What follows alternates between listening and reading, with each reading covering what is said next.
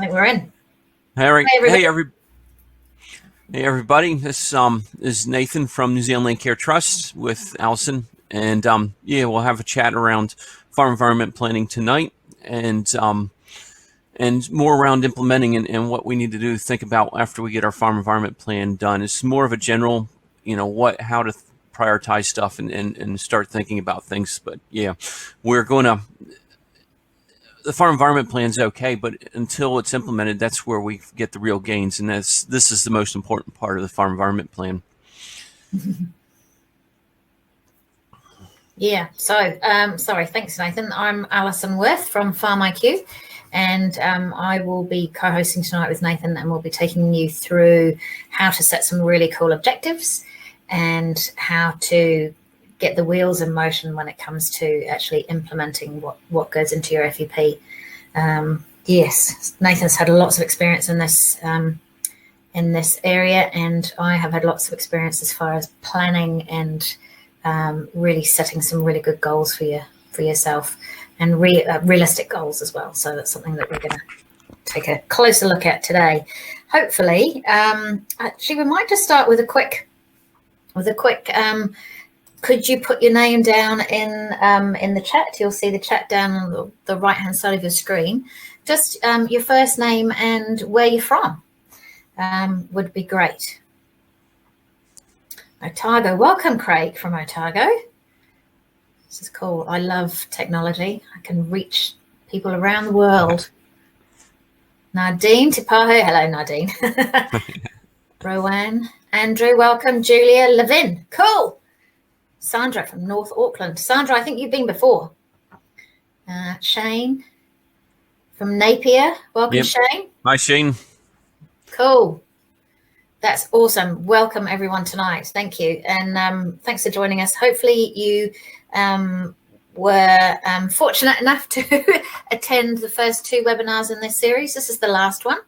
And the first one was what is an FEP, and the second one was FEP mapping, effective mapping for your FEP. If you didn't manage to attend those and you didn't register for them, then let us know. And we've got Elaine sitting in the background, and she can she can either send you the link to the recordings of those previous two webinars if you find them useful, or put the link up for you all to consume at your leisure. A little bit of housekeeping. We've got 6 or 7 slides tonight. We're going to keep it very short, inside half an hour, I hope. If you have burning questions that occur during the slides, then please fire those questions through under the Q&A button on the right-hand side of your screen there. Otherwise, hang on to them until the end of the session, where we'll have a Q&A session, and you can fire your questions through. We love questions, so please get thinking, and no question is a daft question. Cool. All right, Nathan, do you want to kick off? Yep. Can we go to the next slide there? Can I move that? Yep. Shall I be the slide turner? There you go. That's you. Just a little bit about New Zealand Landcare Trust. We are a nonprofit. We are a trust. We get most of our funding from the Minister for the Environment. Our role is to help landowners, catchment groups, community groups, implement good management practices and improve water quality and environmental quality, biodiversity, and that kind of thing. So that's why we're teaming up here with FarmIQ, and that's why we're promoting these farm environment plans, because it allows you to at least get a plan together to how you can improve water quality on your land. Water quality and a whole bunch of other stuff as well. That's right. I'll just expand on what FarmIQ does. So FarmIQ has a digital farm environment plan in its package, in all 3 of our packs. And we love digital farm environment plans because it means you can dive in and out when you want to. You can change stuff as systems change on your farm, as circumstances change on your farm, as your future changes on your farm. And of course, as policy changes on your farm, you can dive in and out and change stuff as you need to. So that's the beauty of a digital farm environment plan, is that they're flexible and they're scalable, which is very much a good thing in times of changing policy in particular. Right, I'm going to the next slide. So quick reminder of what's in an FEP, a map. If you haven't got a map, that's basically where you start. FarmIQ has a really cool downloadable resource. I think Elaine might have put it up there for you somewhere. But it's called I think it's a step-by-step guide to farm environment planning. And literally on page 1, we talk about the value of having a good, effective map. So you need to be able to show where your critical source areas are, what your farm looks like, and where your infrastructure is, and basically what you do on farm. So that's critical, really, a map. And then, of course, an identification of CSAs and a risk assessment. So in FarmIQ FEP, there is a risk assessment that you can work through. You can do that on paper as well, and a variety of other FEP templates if you like, but a risk assessment is the second most important thing in your farm environment plan. Obviously, details about your farm system. Some regions you might be required to provide a nutrient budget, so a nutrient budget from overseer, what your nitrogen leaching loss numbers are, what your P loss numbers are, your phosphorus loss, and other things besides. And of course, objectives and tasks, which is what we're going to talk about tonight. You want to add anything to that slide, Nathan? Yes, I just wanted to have just a little bit of context around CSAs, and where it's new wording, but it's stuff that we already know. Critical source areas are just those areas where we have nutrients coming off the land or sediment and those kind of things. We got new terminology, but people who work the farm know what they are and where they at. And once you know what a CSA is and that kind of thing, it's really easy. These are things that you already know in your farm. A lot of everybody who does, it's just a farm environment plan is putting that on paper and keeping that. You guys know more about what's going on in your farm than anybody else does, but this just gives a way for you to organize what you're going to do. Okay. And communicate it. Communicate yes. what you're doing to stakeholders, such as councils or Landcare Trust even, and visitors to your farm. I've had a very good experience. I'm just going to give an example of a really good FEP. When an FEP was shared with me recently was for the Balanced Farm Environment Awards. If you are considering entering Balanced Farm Environment Awards, you're pretty much required to have an FEP. So FEPs are not just for legislation. They're for good, fun stuff as well, which is really cool. All right, I'm moving to the next slide there. Okay. How do I set a good FEP, or how do I set good FEP objectives? Nathan, you can kick off with that one. Okay. Well, your farm environment plan puts puts everything together. It makes a list of what you need to do.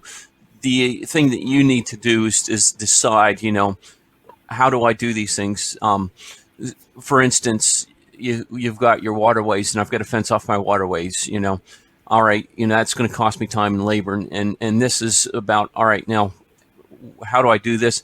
It's going to cost me, fencing costs $20 a meter. I don't have that money right now, but you could put a temporary fence in and say, all right, we're going to put a temporary fence in, and then next year we're going to put a permanent fence when we get a little, after we sell off our cows or our sheep or whatever, and we get a little bit of funding. You don't want to be selling off cows and sheep, Nathan. You'll be making money from your cows and your sheep. That's right. But there's other things. It's prioritizing what your FEP has. You've got to prioritize on deadlines and seasons. So right now is probably the worst time to think about winter grazing, because we're in the middle of winter grazing. You should be thinking about winter grazing in the summer and have your plan ahead of time around those things. The other is identifying your long-term and short-term. Like I said, like winter grazing, you might have to make changes, but that's a long-term change. So you got to look at that. Where short-term is some of those things are the easy stuff, fencing the waterways. This is easy. We can do this pretty quickly. Where changing the way you manage your farm might be a long-term thing. Reducing your nitrogen or your fertilizing and that kind of thing. You can't do that overnight. It takes a little bit to make those changes. So those are the ones that you put on. You don't put in the back burner, but you just plan longer term, and you do the easy tasks first, and then you just slowly work through those. Your farm environment plan will have around a timeline to do these things, and you just go through them and go through it, and it will take you years to get to the levels that you need to. So it's just a time thing, but by setting your goals and priorities, you can manage that time really well. You can just say, all right, yeah, this year we're doing this, next year we do this. We're going to start moving away from intensive agriculture to less intensive, or we're going to reduce our fertilizing over the next few years, and slowly work on it. I look at fertilizer use as alcoholism. You use a lot of it, and then you try to reduce it, and it takes a while to change it. I think the words that you're looking for, Nathan, is being more effective and more efficient with your fertilizer use. That's right.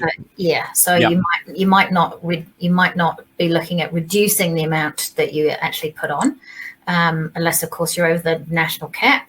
But if you're not looking at reducing the amount that you're putting on, then maybe you are making a plan to work with a consultant or your FERT rep, or somebody who can help you push those numbers in the front end, and then do a bit of a rejiggle with maybe you are going to fertilize at a different time of year. Maybe you're going to do more regular soil testing, so that and maybe you're going to invest in track maps, so you get precision. You get precision spreading. You're probably going to use less, and because you get more regular soil testing, then you can really identify, exactly what's missing and what needs to go where. Yep, and so just being more efficient. Yeah. Yep, and that needs time to work through. So those you set as a long term versus like fencing. Yep. Yeah. So kind of carrying on a bit from where Nathan was talking about prioritizing, according to your deadlines, and identifying between long-term and short-term goals and objectives, is that long and short-term goals mean different things to different people. So short-term for some farmers might be next week, or for other farmers it might be 3 months' time, it might be next season, it might be calving season. So you might go through system seasons, so your calving season or your weaning season, that sort of thing. And so identify what long and short term means to you, and means to your farm system, and then you can kind of work through, okay, what if long term means 3 years from now, or it means next year's planning for winter grazing, then that's what I set up in my calendar. Any questions there so far? I'm going to show you, fire those questions through, and in the meantime, I'm going to just do a bit of a screen share, and I'm going to show you how you can set some goals in FarmIQ in the objective section, and then put them, and how they flow through to a calendar automatically. So hopefully you can all see my screen there. I've got a screen here. Nathan, can you see my screen? I'm just going to use you as a guinea pig. You can. Okay, yep, cool. Your screen's there. So in FarmIQ, we have an objective section in FEP. So obviously it starts with the introduction that goes through the risk assessment, biodiversity, mapping features, mapping your land management units, overseer numbers, and then we get to number 7, which is one of my favorite numbers, by the way, objectives. And the objectives correspond to your risk assessment. So your risk assessment would be nutrient management, soil and erosion management, waste management, etc., etc. And then we split. If I click on nutrient management here, my internet's very slow tonight, sorry. If I click, yep, there we go, come on then. We split the objective sections up into new, ongoing, and completed. So hopefully you can see all that. So for instance, if I'm now in the nutrient management section, in FarmIQ, we give you suggestions for how you can mitigate those risks in your objectives, or you can write your own. So for instance, if I was going to, I'm going to add another action, and I'm going to say,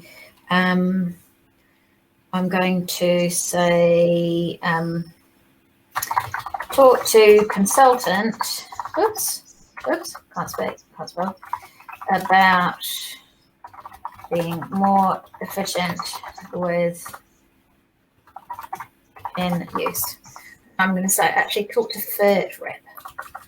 Let's talk to, because your FERT reps are highly qualified people who can, yes, they'll be trying to sell you their product, obviously, but they, if you talk to them about special mixes and soil tests and making sure that you only put on what's required and when, they are actually really very, very good. So talk to FERT reps about being more efficient with end use. Okay, I'm going to save that. And it's going to flow through into my objectives. Very slow internet tonight, sorry people. There we go. And now what I'm going to do, see it's come up here. I'm going to create that task in my calendar. So it's almost like I'm setting a goal for myself, but I'm also setting a reminder for myself to call the FERT rep, have a bit of a chat, get them to come out, maybe get, fire them through my soil tests if they haven't done them. And it will, in FarmIQ, it automatically defaults. It gives you a heading of environment plan. We're talking about nutrient management here. I'm going to assign this to myself. I'm going to give myself a start date. And I'm going to give myself an end date because there's actually a phone call that I need to make to my FERT rep to get him out. Is this task required for environmental compliance? You can tick that if you want to. I can repeat the task. I can add a category if I want to. Land stock, people, social stuff, all that sort of thing. I can put a link in there. So if if I'd assign that to somebody else, like one of my staff members, I can link it to, I can put a link in there to their website or their telephone number, their contact details, that sort of stuff. If I'm assigning it to somebody else, I can put a checklist in there as well. So if I had assigned it to my staff member, Jordan, I would say, Jordan, make sure that you talk to him about P levels. Make sure you tell him that we're on friable ash soils that are, at risk of P runoff, that sort of stuff. And I can add lots more in here. And there's also notes that I can add in there as well. So if I save that, I'm going to show you how it flows through to the calendar. I've got lots of farmers that do this separately in a separate calendar, but it then doesn't. The problem with that is that it doesn't flow back to their farm environment plan, so they have to look at a separate calendar and a separate farm environment plan. And that's great if you've got two computer screens, but not many of us do. Okay, so if I look at my calendar now,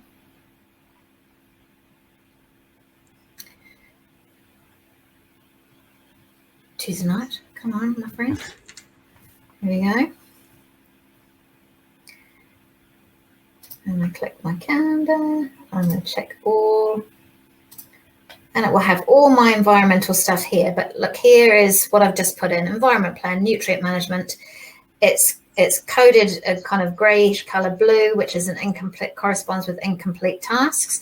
If I click on that, I can open it. And I can select it as done, or I can add notes in there. Talked to Rob at Balance. Whoops. I don't know whether there is a Bob at Balance. There probably is. And we can save that, and it'll go through as complete. So I'm sure you get the gist of what that's done there. The beauty of setting tasks in your calendar and then having reconciled them as complete or incomplete is if you have an audit from council and they want to see that you are following your goals and making sure that you're successful with what you've planned, and the auditor, you've invited your auditor in, third party, and they're doing everything online, they can go in there and see, oh yes, she's done that. She talked to Bob at Balance. That's cool. That's a tick for my sorting out your fertilizer efficiency box. Yeah. Right. I'm going to stop sharing my screen again now. Oh God, how do I do that? Here we go. There. Back to the slides. Back to you, Nathan. Well, just one more point here. By setting out a plan over multiple years, it's going to save you a lot of headache and actually a lot of time and money, because you can plan your task out over a long period of time, and you put them in instead of and I'm classic for this. I'll do that next week, or I'll do that next month, I'll do that next year, and then all of a sudden your time limit's up for, say, riparian planting, and then you've got 3 kilometers to do, where if you would have done a few sections a year, you would have been done. And it just saves you so much time and stress to have a good plan and have those deadlines set, and to have a nice little calendar saying, hey, we're going to do this by this time. You might not always get it done. You might end up financially for a month or two, it's like, oh, we can't do that. But if you can, you just slowly work through it, and it just saves you a lot of heartache, and it lets you complete your task pretty easily. And I think from a mental point of view as well, we all know that when we check off a to-do list, something on a to-do list, we feel great. And I think that's the same thing with ticking off your goals and your objectives in your farm environment plan, or even just having them in there. Knowing that you've got them in there just gives you much more of a sense of control over your farm environment plan, and a much better feeling of where you're sitting. So think about your headspace, about what this kind of organization will do for your headspace as well.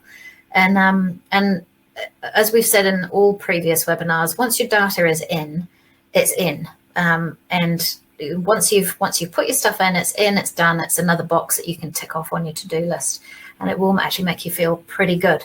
Any questions so far on setting good FEP objectives? We're a bit quiet tonight. Yeah. I hope I've not missed them somewhere, and they're kind of sitting in another chat room or something. No, I think they're there. They'll be shy. Don't be shy, people. Ask questions. All right. Nathan, I'll let you kick off with this. Who can help me set my FEP objectives? Who can, and more, this is sort of around critical source areas and riparian plantings. And I'll just put a plug in for New Zealand Landcare Trust. If you have a New Zealand Landcare Trust representative in your region, we generally do about 4 workshops a year around good management practices, which will be feeding into your FEP. But there's a lot of resources there with the regional council, with your financial advisors, and the industry groups have a lot around how to meet your objectives. And there's a lot of information there. It gets a little bit busy sometimes, but if you get a good some of your regional council people, if you get their good land management officer, they can really help you set those and set your goals. Also, they can point you in the right direction for funding if you need funding. But again, a lot of them already have set up good management practices and best management practices around critical source areas, around grazing, those kind of things. That information's there for you. If they don't, and you got a New Zealand Landcare Trust representative in your region, go to them and say, hey, we really need to understand around GMP around this issue, riparian planting or something like that. Can you do a workshop? And I'm sure they will be able to do a workshop. I can hear Craig in the background going, no. But anyways, we're always want to work with you guys around this. And our New Zealand Landcare Trust and a lot of the others, our main goal is to get you guys into those good management practices and how to get those good management practices done. But there's a lot of resources out there. Talk to your reps, talk to your FERT reps, talk to your industry reps, and they'll point you in the right direction. And if they don't, New Zealand Landcare Trust is there, and the regional councils are there. I was at a Dairy NZ discussion group today out in Maihihi in the Waikato, and it was great because there were consultants there. There was the share milkers and the farm owners, and there was a really cool group of people there. So not only were they getting the share milkers getting really good feedback from their peers and their neighbours, the consultant was there to kind of say, well, if we did this with the numbers, what would that look like? And then Dairy NZ were there to really support them through that as well, with lots of resources around number crunching as well. So if you're at a point with your farm environment plan where you're just about to throw your hands up and say, oh my gosh, that's actually going to cost a lot of money, I've got to put a new culvert in there, I've got to put a new stock crossing, a concrete stock crossing bridge in there, which is, we all know, is big bucks. I've got to put fencing in here. It can all be really quite overwhelming, but so enlist those industry groups and consultants to help you do that number crunching, because they'll be able to organize it for you in a way that's really easy for you to assimilate, and also they'll take the panic out of stuff like that for you. I know that when I'm faced with something like that, a big project, I just think, oh my god, well, I'll get polarized with how much it can cost. So make the most of the resources around you, and of course your team are probably the most important people that can help you set objectives, because you and your team know your farm really well, and you know your budget really well, and you know your system really well. So kind of making sure that you network with your industry groups and your consultants and your financial advisors and your regional council, stuff will flesh out really well in the end. So make the most of those groups. We've got some questions. Yes. Cool. Nardine. Hello, Nardine. Can a critical source area also be a farm management issue that you can't really pinpoint on a map but may well need addressing over time? Nathan, you can answer that one. Yes. So all critical source areas are a farm management area. Yeah. I guess there is some around there, but most critical source areas are usually highly identifiable. They're just where runoff goes and that kind of thing. There probably is around leaching and that kind of thing. And that comes around with proper management. Say nutrient leaching is proper management of your fertilizing regime and that kind of thing. So yeah, those you won't be able to pinpoint on, but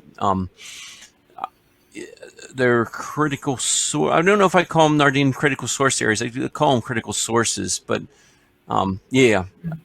But there are those landscape scale type things you got to you address.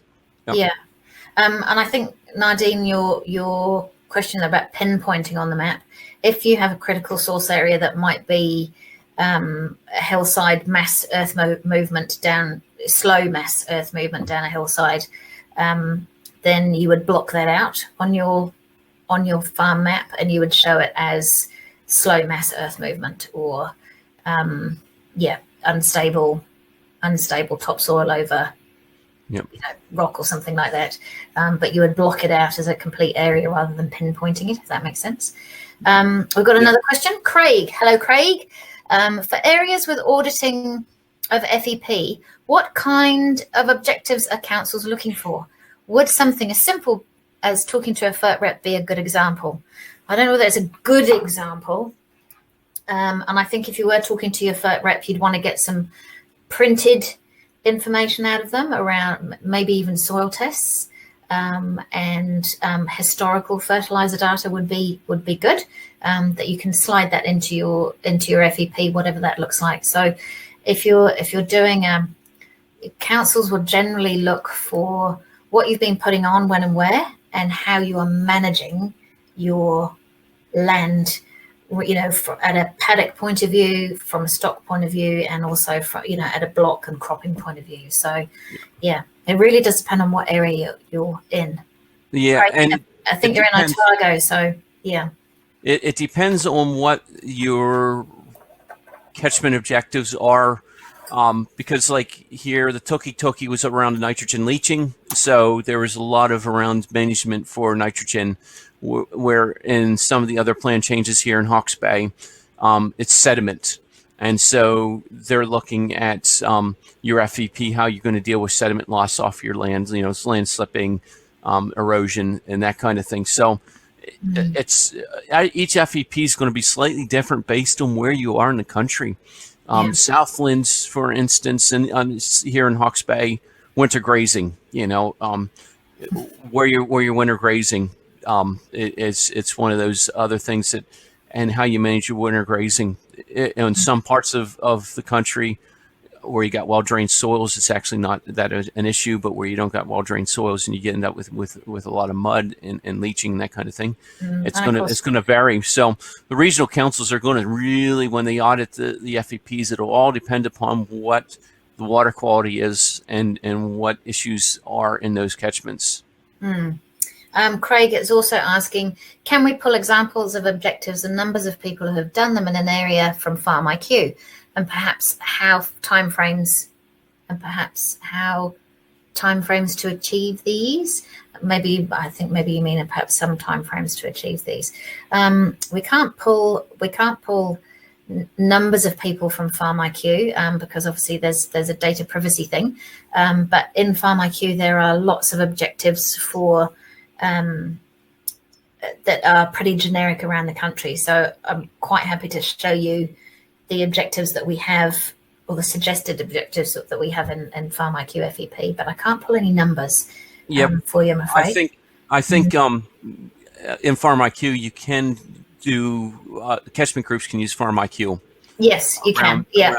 And if you are in like a catchment with an issue that's dealing across a couple landscapes, it would be a perfect way to say, hey, we're going to deal with our nitrogen leaching, through our farms and get together and say, this is the best management practices. This is how we're going to change our fertilizing regime and work together. And FarmIQ, if you have, and Alison can go into that, the catchment FarmIQ, you can do that kind of stuff, right, Alison? Yes, you can. You can have a dashboard and report on numbers of what those, and what the objectives are. So if you might choose an objective such as reducing in loss over a year or whatnot, and then you can report on how many farmers are actually doing that in that catchment. But that's in the catchment product. And I think, Craig, you might be the same Craig that's asked about that before. So we do need to have a conversation offline about this. Yeah, that's cool.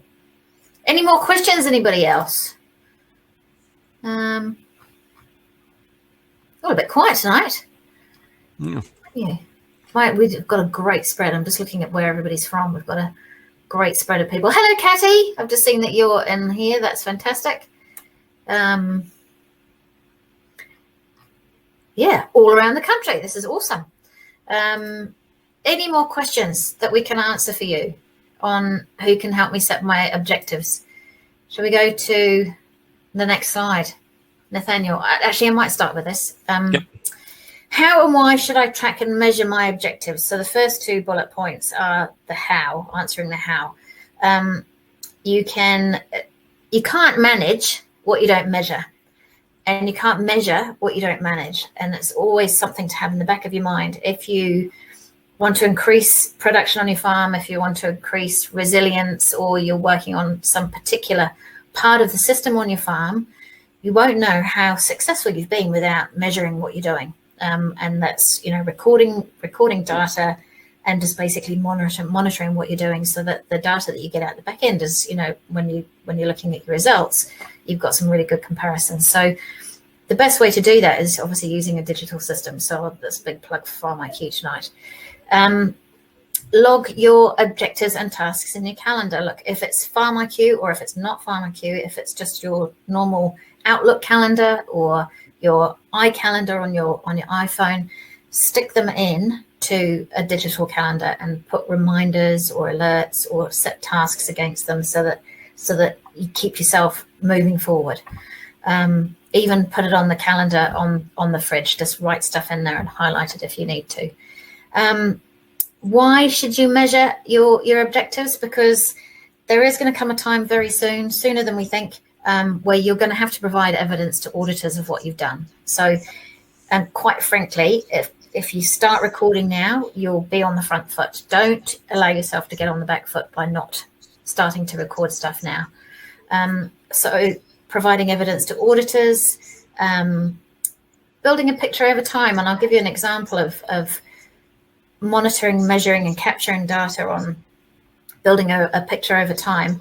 I had a farmer who put a wetland in at the bottom of his farm, and he did almost like he would go down there once a month at the same time each month throughout the year and take a photo and also measure the amount of water that was coming out of the culvert at the bottom. And he recorded all that data and he took photos, and it was wonderful because he entered the Balanced Farm Environment Awards. It was wonderful for him to be able to show and build up a picture over time of how much less water was coming out the wetland at the bottom, which was fantastic because the plants are soaking it up. But also how clean the water was and how much the plants had grown, how much the bird life had come back, all this sort of stuff. It was really, really wonderful. The third point on there as well around why should I track and measure my objectives, you need to be able to demonstrate GMP. So whether that's to council for regulatory requirements or not, or whether it's to your customers or whether it's to New Zealand Inc., you need to be able to demonstrate GMP over time. And of course, financial reporting. You want to make sure that the money that you've been investing in getting your farm environmentally spanking, I'm gonna use that term there because I think that's a really cool term, is paying off. And yeah, you want to be able to kind of say, well, oh my gosh, well, we blew the budget on fencing, or we didn't think it was going to cost that much, or we've come in under budget, where can we reinvest that money, that sort of stuff. So financial reporting at the end or during and at the end of your FEP is really, really important. And it's important for up here as well, for your mental state. So yeah, really think about that. Shane G has a cool question. Hi, Shane. Does FarmIQ do any output reports, such as a schedule of mitigations completed or in progress, or dashboard at farm level? Yes, we do dashboard at farm level. So if you're doing your FEP and you've just got a standard individual farm account, then you can have a dashboard report on quite a few things, including nutrient application analysis and other stuff like that. If you're in a catchment product in FarmIQ, you can pull reports on, yes, a schedule of mitigations completed or in progress or not started, who they were assigned to, and all that sort of stuff. So yeah, we can basically set anything you like up if you're in a catchment, and I'm more than happy to show you what reports can be pulled out at an individual farm level as well. So if you're keen to learn more about that, then do flick me an email after this and I'll help you out. Anything you want to add to that, Nathan?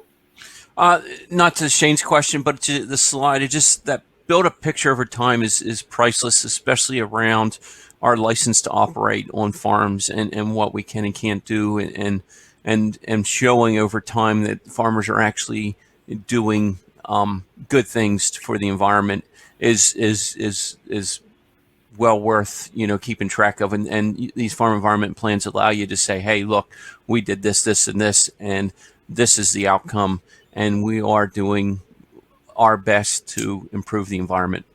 So I think that building the big pictures is outside the regulatory thing is actually very important.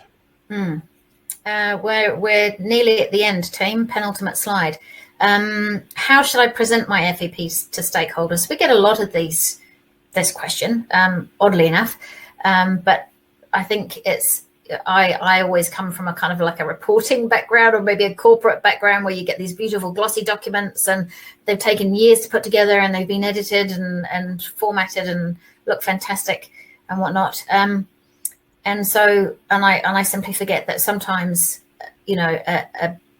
4 pieces of printed paper from whatever you've got is often good enough. So in FarmIQ, there are several options to present your FEP.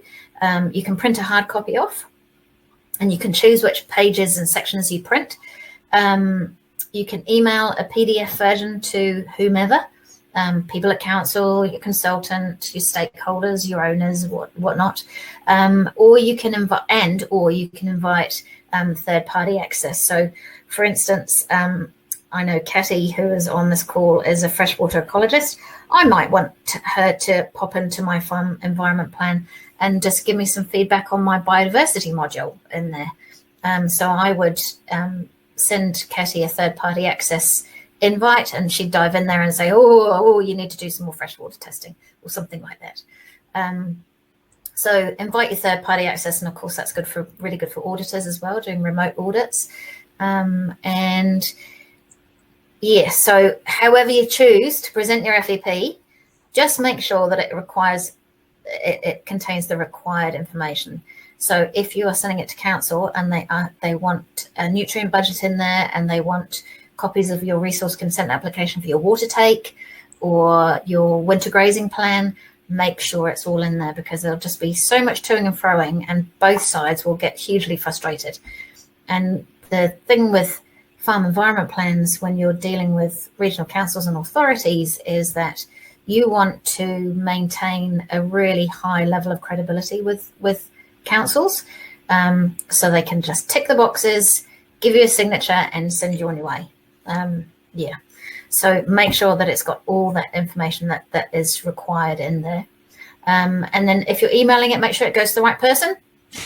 I've done this a few times, and I've sent it to Alison, and I click Alison in my email, and I've sent it to the wrong Alison by mistake because I haven't checked the email address. So double check the email address that you're sending it to. And of course, if you're printing it, put a staple in it and make sure the pages are numbered as well, so that if it arrives at its destination, when it arrives at its destination, they can read through it in format. And if they end up taking the staple off, they can put all the pieces back together in the right order so they don't get confused. So just some little very, very basic tips there, but fundamental stuff that will, as I said, maintain a high level of credibility and reduce toing and froing. Yeah. Anything you want to add to that, Nathan? I would say that a lot of times regional councils will have a checklist of what you need for your farm environment plan, so you can just go with that checklist that they send you. Yep, we got that, we got that, we got that. Yeah. You most likely around your overseer and your nutrient budgets, that will be a consultant coming in to do it, and they'll help you with that checklist. But there will be a checklist by the regional councils to tell you what they want for your area. And so, yeah, cool.